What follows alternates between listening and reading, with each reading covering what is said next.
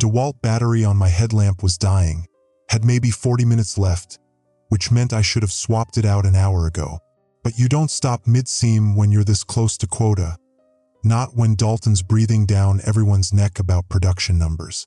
23 years I've been working Section 7 of the Blackridge mine, and I still can't get used to how the company counts every shovelful like it's coming out of their own pockets. Virgil, you seeing this? That was Bobby Ray, not Bobby, never just Bobby, always both names like his mama still had a say in things. Kid was 26, been down here maybe 3 years, still thought everything weird in a mine was worth commenting on. The coal face does strange things. Pockets of gas make sounds like breathing. Water finds cracks you didn't know existed. Support beams creak like they're having conversations. Seeing what? I didn't look up from the seam. My back was already pissed at me. Probably shouldn't have helped Jolene move that damn couch last weekend, but she'd asked, and I'm apparently still trying to win Father of the Year even though Melissa's 32 and hasn't lived at home since college. The prop over in 7C. Looks like something chewed on it. Now that got my attention. Chewed. Come look. I straightened up. Everything in my spine popped like bubble wrap and followed Bobby Ray's lamp beam. We were maybe 200 yards from the main shaft, deep enough that you could feel the mountain pressing down on you if you thought about it too much, which I tried not to. The support timber he was pointing at had these marks, grooves, too regular for equipment damage, too deep for rats. Probably just, I started, but then Gummy's voice crackled over the radio. Gummy, real name Garrett, but he'd lost most of his teeth in an ATV accident back in '09 and the nickname stuck harder than epoxy. He was working 7D with Tuck and Pops, about 50 yards east of us. Virgil, we got a problem down here. Static. Then, Tuck's? Something's wrong with Tuck. I keyed my radio. Define wrong. He collapsed. Was complaining about his head. Then just, Virgil, he's making these sounds. Bobby Ray looked at me. The kid's eyes were too wide, too white against the cold dust on his face. He probably wanted me to have answers. I'm the crew lead, been here longest, supposed to know what to do when things go sideways. Problem is, things going sideways in a mine usually means someone's already dead. We're coming, I said into the radio. To Bobby Ray, grab the first aid kit. We moved fast as you can in a mine, which isn't fast at all. Crouch walking through tunnels that weren't built for men my size, watching for loose rock, checking the roof every 10 feet out of habit. The air tasted wrong, metallic, like sucking on a penny. Gummy met us at the junction, and I could smell the fierce sweat on him over the coal dust and machine oil. He won't stop, Gummy said. Pops is trying to hold him down, but... The sound hit us before we rounded the corner. Not screaming exactly, more like grinding, like someone trying to talk through a mouthful of gravel or a garbage disposal choking on something it shouldn't have swallowed. Tuck was on the ground and Pops, 63 years old, should have retired 5 years ago, but his pension got screwed in that merger, was trying to pin his shoulders.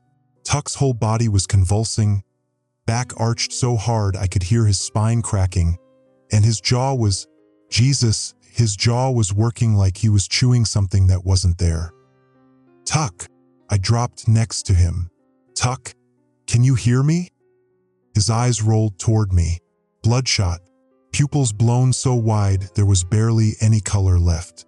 And his teeth, I could see them working, grinding, saliva mixing with something darker running down his chin.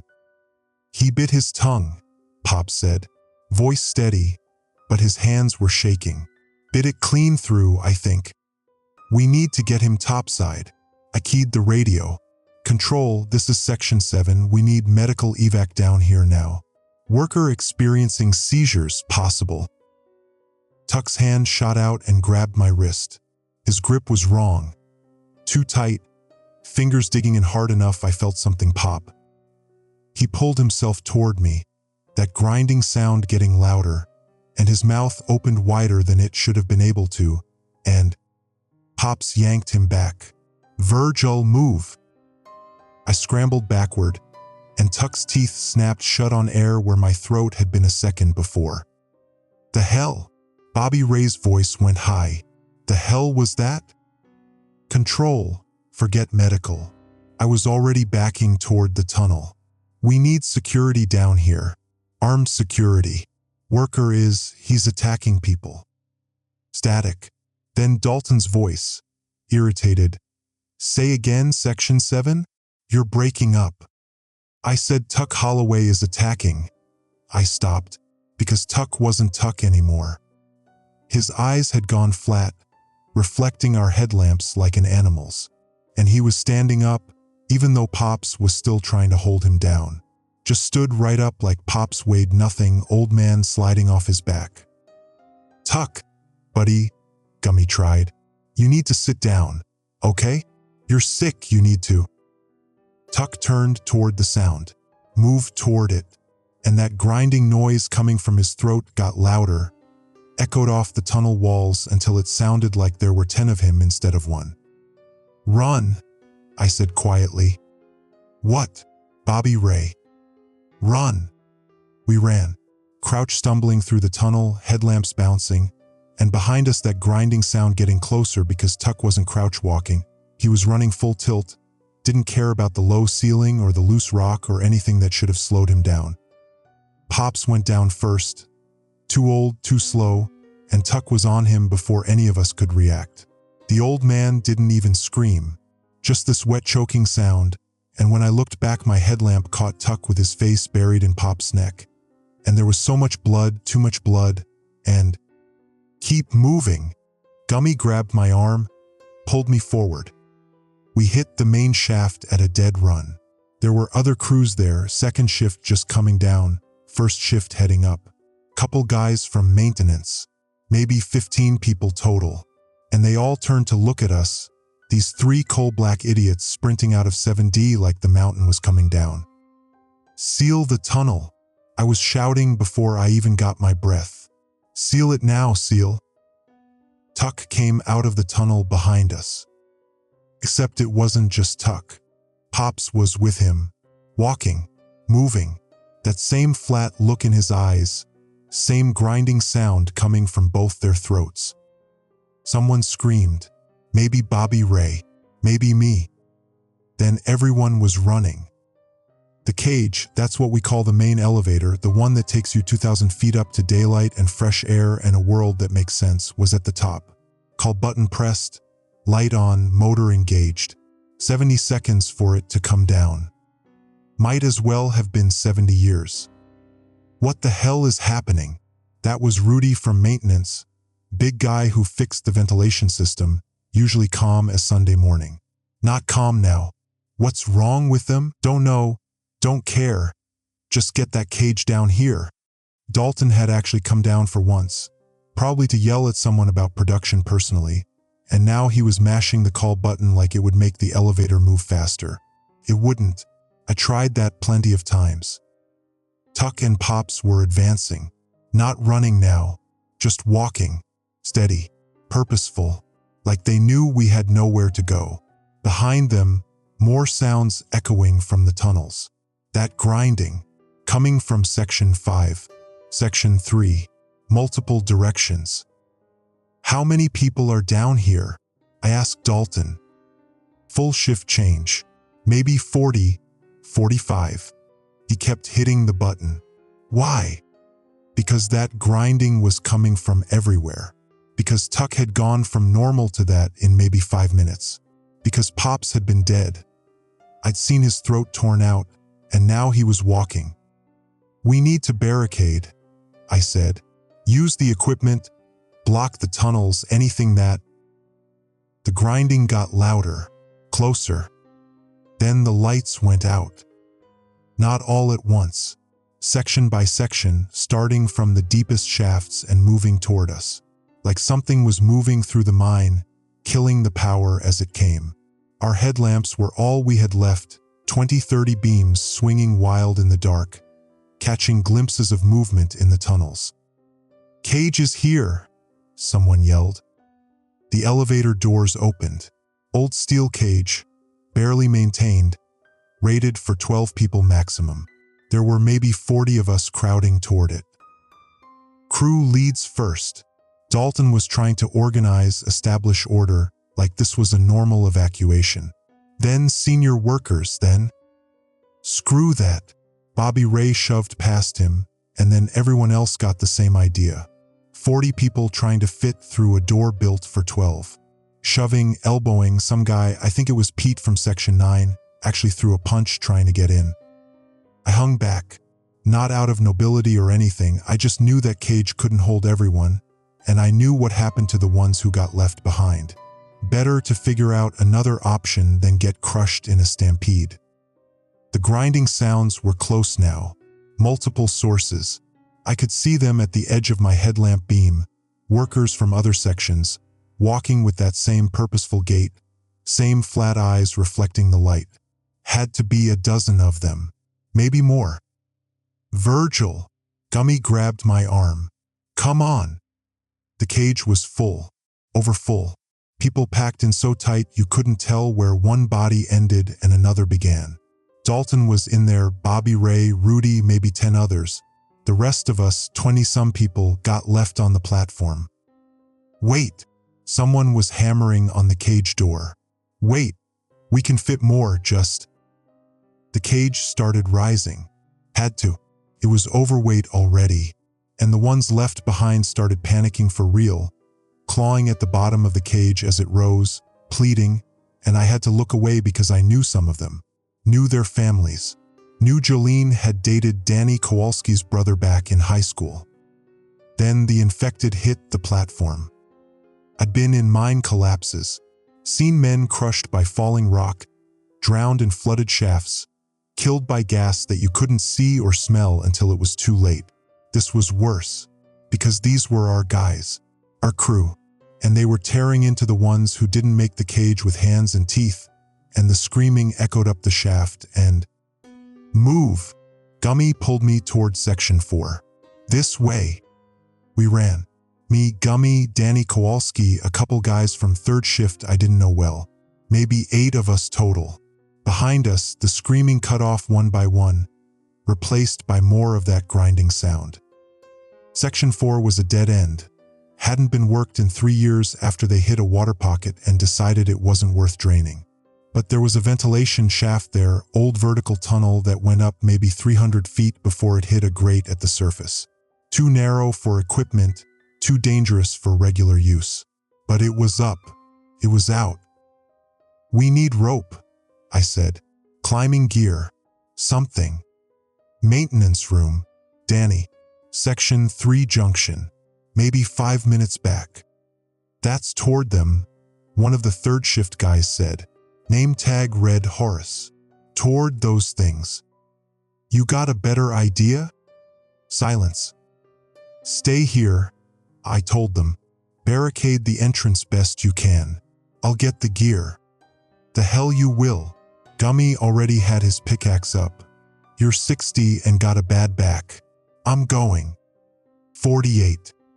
Whatever. I'm faster. He was right. Hated that he was right. Take Danny. Watch each other's backs. 5 minutes. Then we're sealing this tunnel whether you're back or not. They left. Me, Horace, and 3 other guys started piling equipment, broken cart, old timber supports, anything we could move across the section for entrance. Wouldn't stop those things for long, but might slow them down. Might give us time to... The grinding sound came from inside the tunnel. We all froze, headlamps swinging toward the sound. Coming from deep in Section 4, from the flooded area we'd abandoned years ago. Something moving in the water down there. Multiple somethings. Coming up. They're in the water, Horace whispered. Jesus Christ. They're in the water. How? One of the other guys asked. How did they? Doesn't matter. I grabbed the biggest piece of timber I could lift. We hold here until Gummy gets back. Then we climb. Everyone understand. They understood. Didn't mean they weren't scared. Hell, I was terrified. But terror's just another thing you work through. Like pain, like exhaustion, like knowing the mountain wants you dead and going down anyway because you got bills to pay. The infected came out of the flooded section like they'd been waiting. Miners I recognized, Bill Patterson, who always brought his wife's cookies to share, Jorge Mendez, who taught me basic Spanish over lunch breaks, the Hockenberry twins, who everyone swore you couldn't tell apart until you'd worked with them for 5 years. All of them soaking wet, water streaming off their clothes and skin, and that grinding sound coming from all their throats at once. We fought them with pickaxes and shovels and terror strength. Horace went down first. Bill Patterson grabbed him and wouldn't let go no matter how many times we hit Bill with the flat of a shovel. One of the third shift guys, never learned his name, tried to run and made it maybe 10 feet before Jorge caught him. I was swinging my timber like a bat, keeping them back, when Gummy and Danny burst through the barricade behind us. Got it. Gummy had a coil of climbing rope over his shoulder, some carabiners, a couple harnesses. Let's move. What about them? I meant Horace and the unnamed guy, both down and being torn into. They're gone. Move. We ran deeper into section 4, the infected following. The ventilation shaft was at the end, old brick-lined hole going straight up, rusty ladder rungs embedded in the wall. At the top, 300 feet up, I could see a tiny square of less dark darkness. The grate, the surface, the way out. Who's first? Danny asked. You, I said. You're youngest, fastest. Get up there. Get the grate open. Then we send up whoever's slowest to give them a head start. I looked at myself. Which is me? Virgil. Do it. Danny clipped into the harness, started climbing. The rope played out behind him. The infected were maybe 30 seconds away, that grinding getting louder, echoing wrong in the narrow space. I watched Danny climb, 20 feet, 40, 60. He was moving good, finding handholds, making progress. The rope kept playing out. 100 feet, 150, 200. The infected hit us. Gummy swung his pickaxe, caught one in the head, Jorge, I think, and the thing went down. But 3 more took its place. Then 5. The grinding was so loud I couldn't hear myself think. Couldn't hear Danny shouting something from up above. Couldn't hear anything except that sound and my own heartbeat and the wet tearing noises when they grabbed the last third shift guy. Climb! Gummy shoved me toward the ladder. Now! What about? I said climb. I climbed. 48 years old. Bad back. Hands that hadn't gripped a climbing ladder in maybe 20 years. But I climbed like I was 25 again, like Melissa was still small enough to sit on my shoulders and I could still pretend I was strong enough to protect her from everything. Below me, Gummy was holding them off, using his pickaxe, his boots, his body as a barrier between me and those things. I could hear him grunting with effort, could hear the wet sounds of contact, could hear that grinding getting closer despite everything he was doing. 100 feet up, my arms were screaming, my back was on fire. I looked down once, mistake, and saw Gummy surrounded. 6, 7, 8 of them. Too many. He met my eyes, and even from that distance I could see him knowing what was about to happen. Don't stop, he said, not shouted. Just said it like he was commenting on the weather. Don't you stop, Virgil. Then they pulled him down. I climbed faster. 150 feet. 200. My headlamp flickered. Battery finally dying. And I had to navigate in the dark except for Danny's light above me, his voice calling down, almost there. Keep coming. 250 feet. I couldn't feel my hands anymore. Couldn't feel anything except the rung in front of me. Then the next rung. Then the next. Below me, the grinding sound was fading. Or maybe I was just getting far enough away. Or maybe they'd stopped following because they'd gotten what they wanted. Gummy, good guy, brought donuts every Friday. Had 3 kids and a mortgage and a wife who made him promise every morning to come home safe. And I'd left him down there. Left him to grab my hand. Danny was at the top, reaching down through the great opening. I grabbed his wrist, he grabbed mine, and he hauled me up those last 20 feet. My shoulder popped. Something tore. But then I was through the grate and on the surface and breathing air that didn't taste like coal and death. We were on the north side of the mountain. Old service road, abandoned equipment, trees pressing in close. The main facility was maybe half a mile south.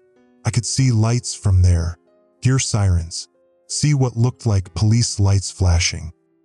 "We made it," Danny said. He was crying. "We actually made it." I wasn't ready to celebrate yet.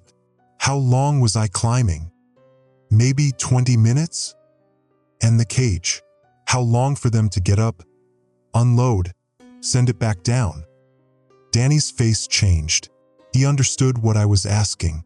Maybe 10 minutes per trip, if they're organized. So too, maybe 3 cage loads could have gotten out. If they didn't overload it, if nobody panicked, if, he stopped, "You think the rest are still down there?" I thought about 40 people trying to fit in a 12-person cage. Thought about infected coming from every tunnel. Thought about how long the ones left behind could survive without the cage. "Yeah," I said. "I think they're still down there." We started walking toward the main facility. My shoulder was useless, hanging wrong, but adrenaline was keeping the pain manageable. Danny was limping, must have hurt something in the climb, but he kept pace. The facility came into view. Parking lot full of emergency vehicles, ambulances, police cruisers, 2 fire trucks, even some guys in hazmat suits. But nobody was going in. They were all staged outside the main gate, and I could see why. The ones who'd made it up in the cage were in there, and they weren't right. "Oh no," Danny whispered. "Oh no no no." I could see Bobby Ray, Dalton, Rudy, the others who'd been in that first cage. They were moving through the facility, attacking anyone they found. Security guards, office workers, the hazmat team that had tried to contain them, and every person they got to, every person they bit or scratched or killed, stood back up after a few minutes with those same flat eyes. "It's spreading," I said. "Whatever it is, it's not contained to the mine anymore." We watched from the tree line, watched the facility descend into chaos, watched as one of the infected, pretty sure it was Pete from Section 9, crashed through a window and started moving toward the perimeter. The cops opened fire, hit him multiple times. Center mass, headshots, everything they teach you. Pete went down. Then he got back up. "We need to go," Danny said. "We need to get far away from here." He was right, but I was thinking about Melissa. She lived in Charleston, maybe 3 hours away. Thinking about Jolene, who lived 10 minutes down the road in town. Thinking about how fast this thing was spreading, how many people could have been exposed already. "We need to warn people," I said. "Everyone. We need to." My phone rang. Stupid. I'd had my phone in my pocket this whole time, and I was just now thinking about it. Pulled it out, screen cracked from the climb, but functioning. Melissa calling. "Dad? Dad, what's happening? It's on the news. They're saying something about the mine, some kind of attack." "Baby, listen to me." My voice was steady. "Had to be. You need to leave Charleston. Right now. Don't pack. Don't wait. Just get in your car and drive north. As far as you can." "What? Dad, you're not making." "Melissa." I said it like I used to when she was 16 and arguing about curfew. Firm. Final. "Trust me. Something's wrong here and it's spreading and you need to get away from population centers. Drive north.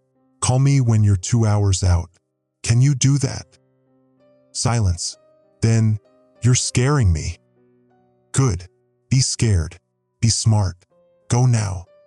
I hung up, called Jolene next. She answered on the first ring. "Virgil, thank God. I've been trying to reach you for an hour. They're saying the mine collapsed and..." "It didn't collapse. Something else happened. Something bad. You need to get out of town. Now. What are you talking about? Yo. We'd been divorced 15 years, but I still knew how to get her attention. Remember that time Melissa got sick, that meningitis scare, and I told you we needed to get her to the hospital right then? Remember how you argued and I was right? Yes. I'm right now too. Please, just trust me. Get in your car and drive away from Blackridge. Don't stop until you're at least 50 miles out. More silence. Then, where are you? Doesn't matter. I'll call you later. Just go. I hung up before she could argue more. Danny was watching me. What now? Good question. We were maybe 200 yards from a facility full of infected. No weapons except what we'd carried up from the mine. Danny had a flashlight, I had nothing. My shoulder was getting worse, going numb in a bad way. And somewhere behind us, down in that mine, there were maybe 20 people still alive. Maybe.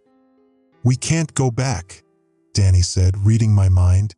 We can't. It's suicide. He was right. Going back down was death. Those things owned the mine now, owned the dark. And even if we could get to the survivors, get them out somehow, where would we take them? The facility was compromised. The town was about to be, if it wasn't already. But I kept thinking about Horace, about that unnamed third shift guy, about Gummy who'd held the line so I could climb, about all the ones we'd left behind, still down there in the dark with those things. There's another shaft, I said slowly. Old entrance on the east side, sealed up after the fire in '98. But if we could get it open. That's 3 miles around the mountain, Danny interrupted. Through woods, night, and we don't even know if anyone's still alive down there. You got somewhere better to be? He didn't answer, just looked at the facility, at the infected moving through it like they owned the place, at the cops falling back to a safe distance, at the whole situation going to hell faster than either of us could process. 3 miles, he finally said. Then what? Then we figure out the next thing. We started walking. The woods on the east side of Blackridge Mountain aren't maintained. No trails, no markers, just old-growth forest that hasn't been logged since my granddad's time. Danny and I moved through them using our dying headlamps, tripping over roots, fighting through brush that tore at our clothes and skin. My shoulder was worse, completely numb now, arm hanging useless. Danny had to help me over a stream, then up a rocky slope where I couldn't grip with both hands. But we kept moving, because stopping meant thinking, and thinking meant remembering Gummy's face when they pulled him down. Tell me about the old shaft, Danny said, probably just trying to keep us both focused. Eastern entrance. Used to be the main way in before they dug the current shaft in '89. It got sealed after a fire, ventilation system failed.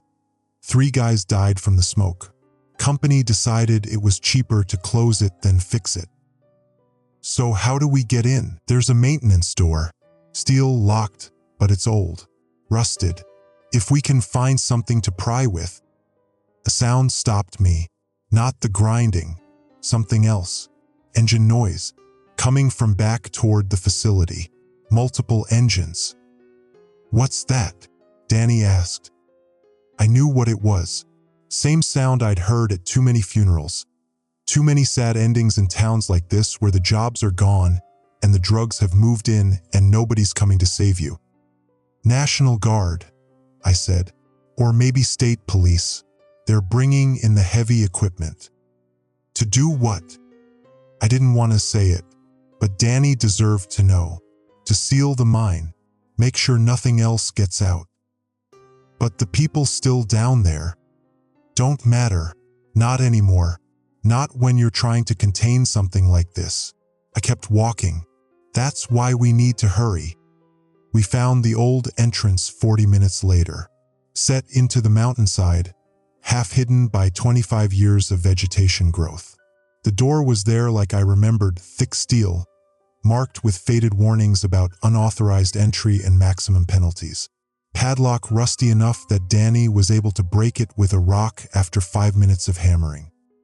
The door screamed when we pulled it open. Hadn't been moved in 2 decades, and it fought us every inch. But we got it wide enough to squeeze through, and then we were inside. Back in the dark. Back in the mountain. The eastern shaft was worse than the working mine. No power, no maintained tunnels, no modern safety equipment. Just old timber supports that creaked when we passed. Old rail lines that hadn't carried coal since before I started working here. Old air that tasted like mold and rust and abandonment. Which way?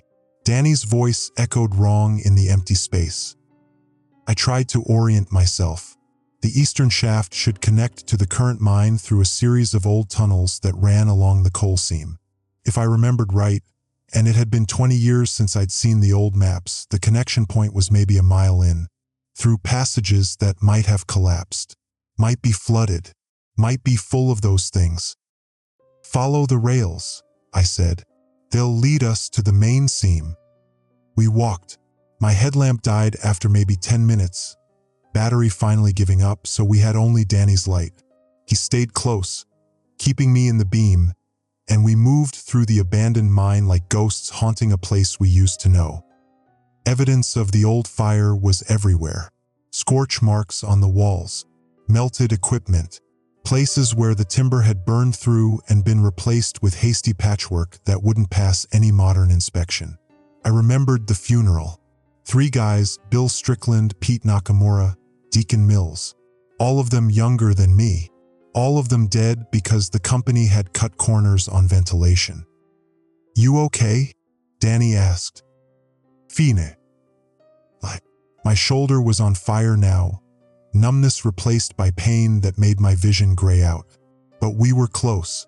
Had to be close. The tunnel opened into a larger chamber, old sorting area where they used to separate coal grades.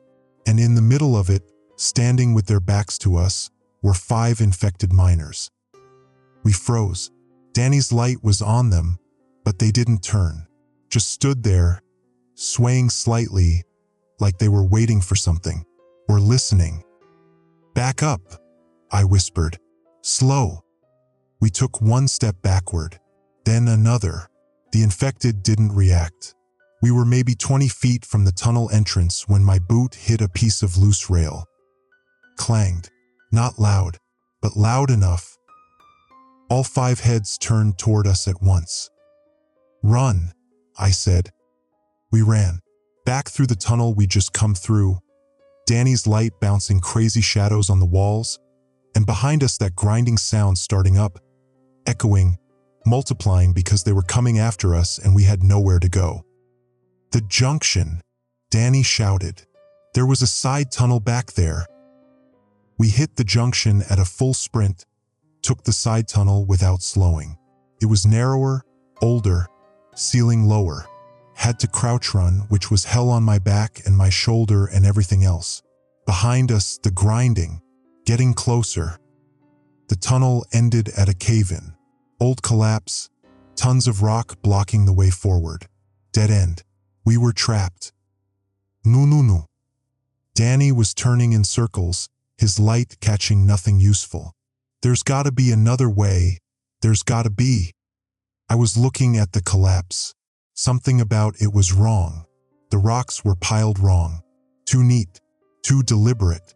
And there was air moving through them. I could feel it on my face, cool and fresh. Help me? I said, grabbing the nearest rock. What? This isn't a collapse. Someone blocked this deliberately. Help me. We pulled rocks. Danny understood what I was seeing now. The gaps between stones, the way they'd been stacked to look natural but weren't, the airflow that meant there was space on the other side. We pulled and pulled, and the grinding was right behind us now, and Danny's light caught movement in the tunnel, and the rocks shifted. A gap opened, big enough to squeeze through if we abandoned everything and moved fast. Go! I shoved Danny toward the gap. He went through, and I followed, my bad shoulder screaming as I scraped through the opening. We were in a natural cave. Not a mine tunnel, actual cave with formations and flowstone and a ceiling high enough to stand. And lights, battery-powered lanterns scattered around, casting warm light on. "Holy hell," Danny whispered. People, maybe 15 of them, miners from different shifts, plus a couple of surface workers I recognized. Alive, scared, armed with picks and shovels and desperation. And standing in front of them, organizing defensive positions like he was planning a military operation, was Dalton. Except it wasn't Dalton. Not the real one. This Dalton's eyes were clear. His movements were purposeful but human. And when he saw us, he looked relieved instead of hungry. "Virgil," he crossed to us in 3 strides. "Thank Christ. We thought everyone topside was gone." "What, how?" I couldn't form the question. Too many questions. After the cage overloaded, some of us got smart instead of panicking. Dalton gestured to the cave. Old emergency shelter. Built after the '87 disaster, supposed to be stocked with supplies for situations exactly like this. We sealed ourselves in, been here about 2 hours, trying to figure out what the hell to do next. "The facility's compromised," I said. "The infected got out. They're spreading." Dalton's face went gray. "How far?" "Don't know, but they were moving into town last I saw. And the guards probably sealing the mine by now. So we can't go up, can't go out. And those things know we're down here." "Then we go deeper," someone said. I turned. It was Bobby Ray. Somehow the kid had made it off that cage and down here. He looked like hell, covered in blood, one arm hanging wrong. But he was alive and thinking. "The old deep shaft," Bobby Ray continued. "Section 12. Goes down another 1,000 feet. Company never officially mapped it, but everyone knows it's there. If we can reach it, we can descend below where those things are operating. Wait them out." "Wait them out how long?" someone else asked. "We got maybe 3 days of water down here. No food. And that's assuming they don't find us first." "They'll find us," Dalton said quietly. "Question is whether we're ready when they do." He was right. The grinding sound was back, echoing through the cave system. Multiple sources, coming from the collapsed tunnel we just squeezed through, but also from other directions. They were surrounding us, cutting off retreat. "Everyone who can fight, grab a tool," Dalton ordered. "Everyone else, start moving gear toward the back exit. Virgil, you know the deep shaft access?" I did, sort of. It's through Section 8, then down through the old exploratory tunnel. But that's been flooded since. "It's not anymore," Bobby Ray interrupted. "Water drained out last month. Company was planning to reopen it next quarter. I was on the survey team." "How convenient," I muttered. But at this point, I'd take any luck we could get. The grinding was louder now, closer. I could see shadows moving at the edge of our lantern light. Shapes that used to be men we worked with, ate lunch with, complained about management with. "How many infected?" Dalton asked quietly. "At least 5 from what we saw," Danny said. "But could be more. Could be a lot more. Could be everyone who didn't make it out. Could be 40 people who were now those things, hunting us through tunnels we knew like home. Except home was trying to kill us now." The first one came through the gap we'd squeezed through. It was Jorge, still dripping wet from the flooded section. His throat was torn out. Should have been dead. But those flat eyes were tracking movement and his mouth was working with that grinding sound. Dalton hit him with a pickaxe. Clean strike to the head. Jorge went down and didn't get up. "Headshots work," Dalton said. "That's something." "That's one," someone said. "What about the other 39? More shapes in the darkness, coming from multiple directions now. They'd found all the passages into this cave, and they were coordinating somehow. Not like people, more like a pack of animals. Or worse, like parts of a single organism." "Move," Dalton shouted. Fighting retreat. Slow them down but keep moving towards Section 8. We moved. Me, Danny, Bobby Ray, Dalton, and 12 others whose names I barely knew but whose faces I'd seen every day for years. We moved through a natural cave passage that narrowed until we were single file, and behind us the infected came in a wave. They didn't care about tactics, didn't care about getting hurt, just threw themselves at us with that grinding sound building into a roar that echoed off the cave walls until it felt like the whole mountain was making that noise. We fought them in the narrows, pickaxes and shovels and tire irons and anything else we could swing. Bought ourselves maybe 5 minutes before the passage opened into Section 8. Section 8 was a nightmare. Hadn't been worked in 6 months after a partial collapse made it too dangerous. The ceiling was held up by emergency jack posts that groaned under the weight, and the floor was littered with fallen rock and broken equipment. Crossing it would take time we didn't have. Straight across. Dalton was already moving. Watch the ceiling. We ran, or tried to. The floor was treacherous, and my shoulder was completely useless now, throwing off my balance. I went down once. Would have stayed down if Danny hadn't grabbed my good arm and hauled me up. Behind us, the infected poured into Section 8. 30, maybe 40 of them. Everyone who'd been left behind. Everyone who'd died in the initial attack. Everyone who'd gotten out but turned before they could escape. A wave of former humanity driven by hunger and that terrible grinding sound. The ceiling started to give. Move, move, move. Someone was screaming.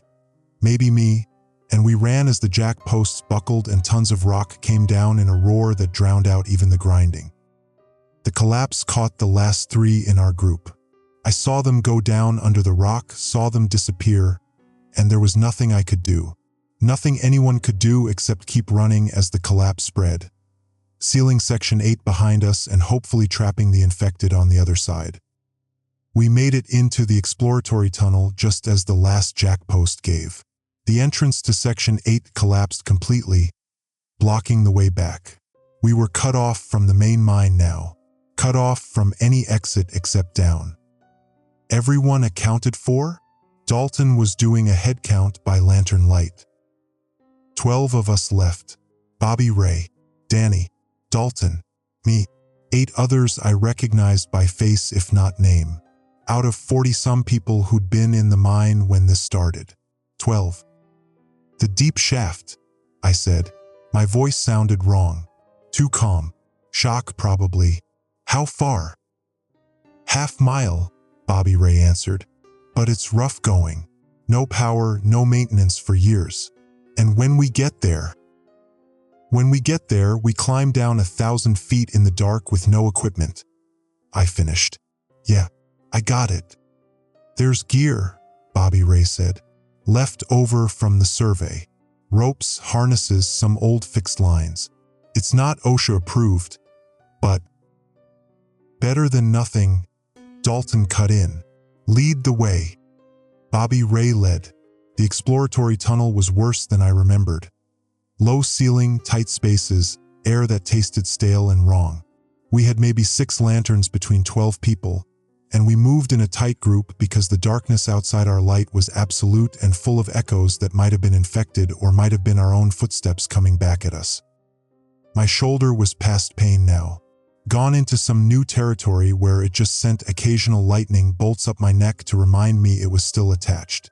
I tried not to think about infection, about bone fragments, about all the ways this could go wrong on top of all the ways it had already gone wrong. So what's the plan? Someone asked. We climb down 1,000 feet and then what? Wait for rescue that ain't coming. Maybe the guard will clear topside, another voice offered. Sounded like they were trying to convince themselves. Maybe they'll come back for us. They're not coming back, I said. Had to be said. They're sealing the mine. That's protocol for outbreaks. You seal it, contain it, make sure it doesn't spread. They're probably dropping explosives right now. Silence. The kind that means everyone knew I was right, but nobody wanted to admit it. So we're just going deeper to die slower, someone said. We're going deeper because it's the only direction left, Dalton replied. And maybe there's another way out down there. Old smuggling tunnels from Prohibition or a natural cave system, or hell, maybe we dig our own way out. But we don't quit. Not while we're breathing. It was a good speech. Almost convinced me. The exploratory tunnel opened into a natural cavern. Huge space, maybe 100 feet across, with a pit in the center that was so deep our lights didn't hit bottom. The deep shaft. And around the edges, exactly like Bobby Ray said, was survey gear. Ropes, harnesses, pitons. Even a couple of old fixed lines descending into the dark. This is it, Bobby Ray said. Once we go down, there's no coming back up. Not without climbing gear we don't have. Then I guess we better hope there's something worth finding at the bottom, I said. We started rigging harnesses, checking the fixed lines, old, frayed in places, but they'd hold. Probably. We had enough gear for maybe 8 people to descend at once. The other 4 would have to wait, then use the gear that got sent back up. Assuming we made it down. Assuming the lines held. Assuming a lot of things. I was in the second group. Made sense. I was injured, slow, would just get in the way of the first wave. I watched Dalton, Bobby Ray, Danny, and 5 others clip in and start descending. Their lights got smaller and smaller until they were just distant fireflies in an ocean of black. 20 minutes passed, then 30. The 4 of us waiting at the top didn't talk much. Just listened to the echoes from below. Scraping sounds as the climbers descended. Occasional muffled curses when someone slipped. Once a small rockfall that made us all tense until we heard the all-clear shout from below. Then, ropes coming up. The first harness came back. I clipped in with my good arm, tested the connection twice, then stepped over the edge. Descending one-handed was hell. Every few feet I had to stop, wrap the rope around my bad arm despite the pain, readjust my grip. The rock face was slick with moisture and my headlamp, borrowed from someone in the first group, kept flickering. Below me, nothing but dark. Above me, the 3 others starting their own descents. 500 feet down, my good arm started cramping. 700 feet, and I couldn't feel my fingers anymore. At 900 feet, I slipped. Fell maybe 20 feet before the rope caught. The jerk almost dislocated my bad shoulder completely, and I heard myself screaming before I could stop. Spun on the rope, smacking into the rock face, my lamp going out completely. Virgil, Danny's voice from below. Hold on. I held on. Had no choice. Dangled there in complete darkness, listening to my own breathing and the distant grinding sound that seemed to come from everywhere and nowhere. They hauled me down the last 100 feet. Hands grabbed me, pulled me onto solid ground, and I lay there gasping while someone relit my lamp and checked me over. Shoulders dislocated, Dalton said, probing the joint. I can pop it back, but it's gonna hurt. Everything hurts, I managed. Do it. He did it. I blacked out for a few seconds, came to with Danny holding me down and Dalton wrapping my shoulder with strips torn from someone's shirt. Welcome to the bottom, Dalton said. It gets worse. The bottom of the deep shaft wasn't what I expected. Instead of hitting bedrock or coal seam, we were in another cave system.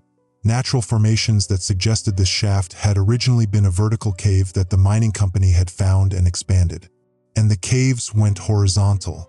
Multiple passages branching off into darkness that our lights couldn't penetrate. Which way? Someone asked. Bobby Ray was studying the walls. There's airflow. Coming from... He turned slowly. That passage. 3rd from the left. It's moving pretty good, which means it connects to something. Maybe the surface. Or maybe a pocket of bad air that'll kill us all. Another voice countered. You got a better idea? Nobody did. We moved into the 3rd passage. Single file again. 12 people who smelled like coal dust and fear and blood. The passage was narrow at first, then opened into a gallery with formations that would have been beautiful under different circumstances.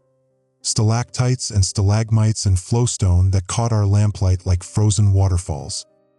"This is old," Dalton said, running his hand over the formations. "Real old. These take thousands of years to form." "Great history lesson," someone muttered. "How's it help us?" Didn't, but it meant these caves were stable, had been here longer than the mine, longer than the company, longer than any of us. That was something. The grinding sound came from behind us. We all froze, turned slowly, and there, at the edge of our light, were shapes, moving wrong, eyes reflecting our lamps. "How?" someone whispered. "How did they follow us down?" "Maybe they didn't," I said, stomach dropping. "Maybe they were already down here." Because the shapes emerging from the darkness weren't wearing mining gear. They were wearing old clothes, decades old, rotting, hanging off skeletal frames. And some of them weren't wearing anything, just dried leather skins stretched over bones that moved with that same terrible grinding purpose.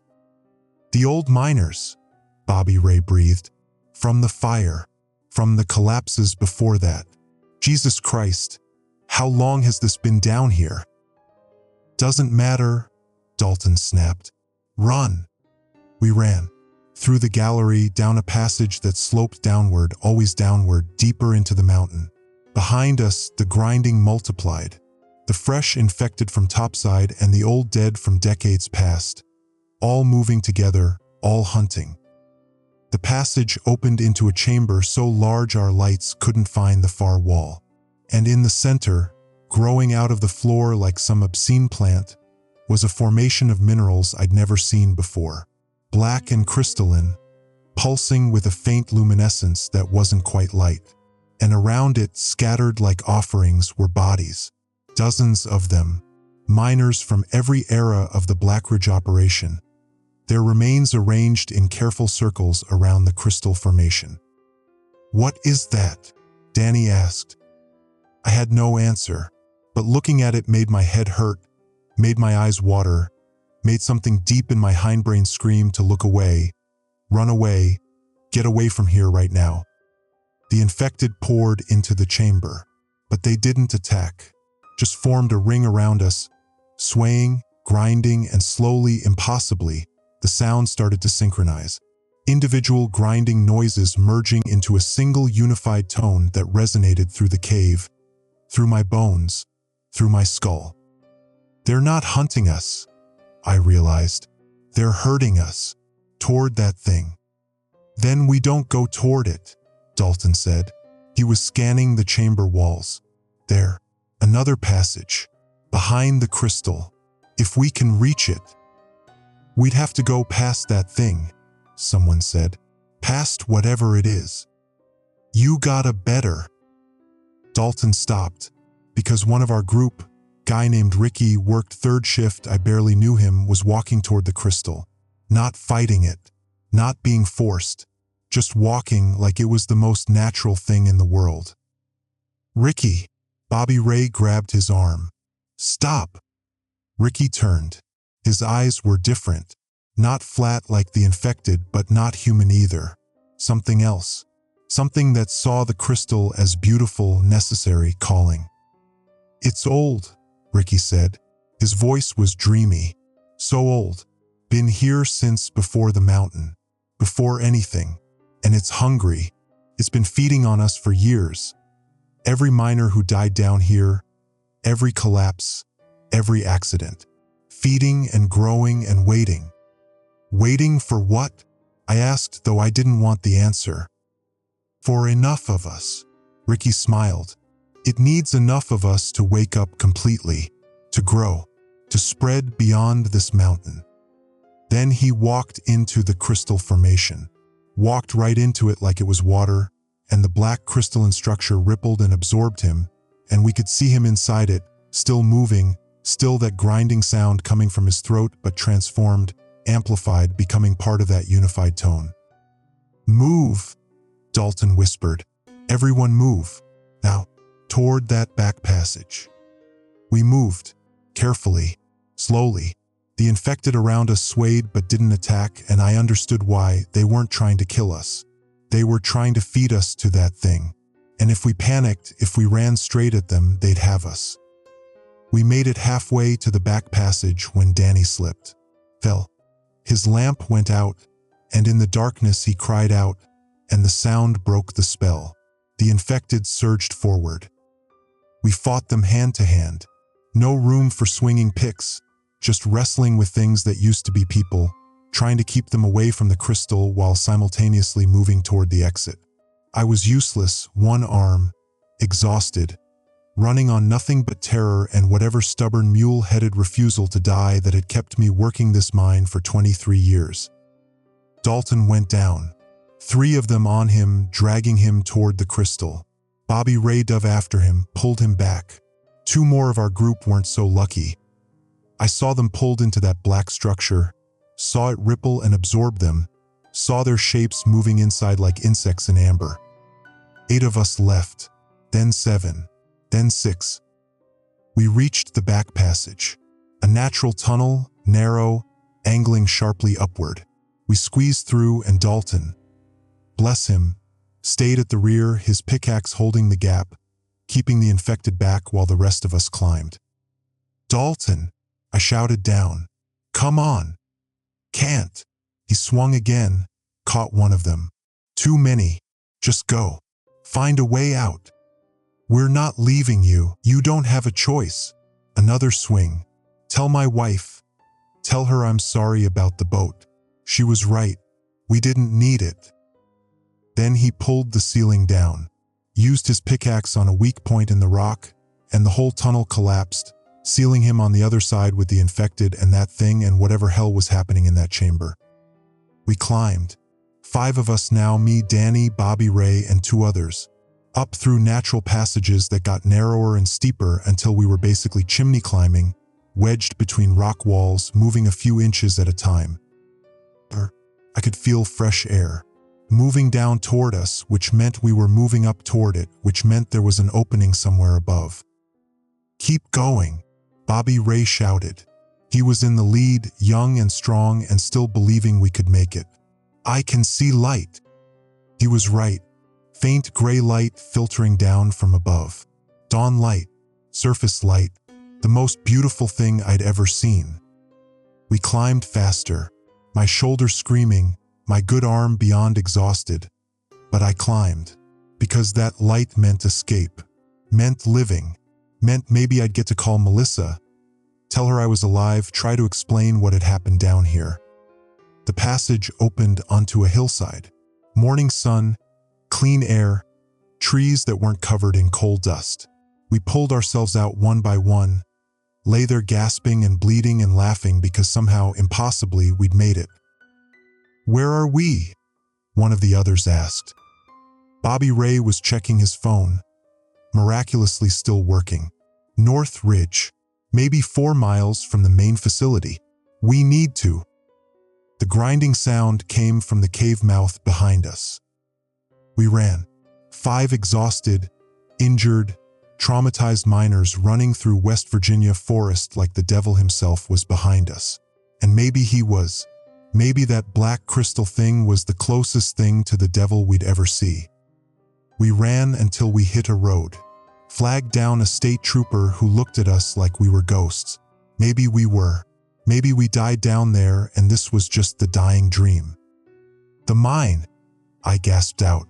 "The Blackridge mine. You need to seal it. Completely. Nothing can come out." "Already done," the trooper said. "National Guard dropped the main shaft last night. What the hell were you people doing down there?" I looked at Danny, at Bobby Ray, at the 2 others whose names I still didn't know. We'd all seen the same nightmare. We all knew what was down there, sleeping in the dark, feeding on the dead, waiting for enough fuel to spread. "Tell them to seal all the shafts," I said. "Every entrance, every ventilation shaft, every access point, and then tell them to keep watching, because that thing down there is not done, not even close." The trooper called it in. I called Melissa. She answered crying, said she'd made it to Ohio and was staying with friends. I called Jolene. She'd gotten out too, was in Kentucky with her sister. Both of them wanted to know what happened. Both of them wanted me to explain. Couldn't. Still can't. How do you explain that there's something under Blackridge Mountain that's been there longer than the mine, longer than the town, maybe longer than people? Something that feeds on death and makes the dead walk? Something that was patient enough to wait decades, feeding on mining accidents and cave-ins and all the men who died in the dark? They quarantined a 10-mile radius around Blackridge, evacuated the town, made up some story about toxic gas or unstable geology or something that sounded better than the truth. Last I heard, they were considering filling the whole mine system with concrete, turning the mountain into a tomb. But I still hear the grinding sound sometimes, when it's quiet, when I'm trying to sleep, and I wonder if that thing is still down there, still feeding, still growing, still waiting. Wondered, until this morning when I saw the news. New sinkhole opened up 15 miles south of Blackridge. Search and rescue went down, found a cave system. Natural formations, they said. Beautiful, they said. Nobody's heard from the rescue team in 6 hours. And I swear to God, if you listen real carefully to the news footage, in the background of the reporter's voice, you can hear it. Faint, distant, but unmistakable. That grinding sound. Getting louder.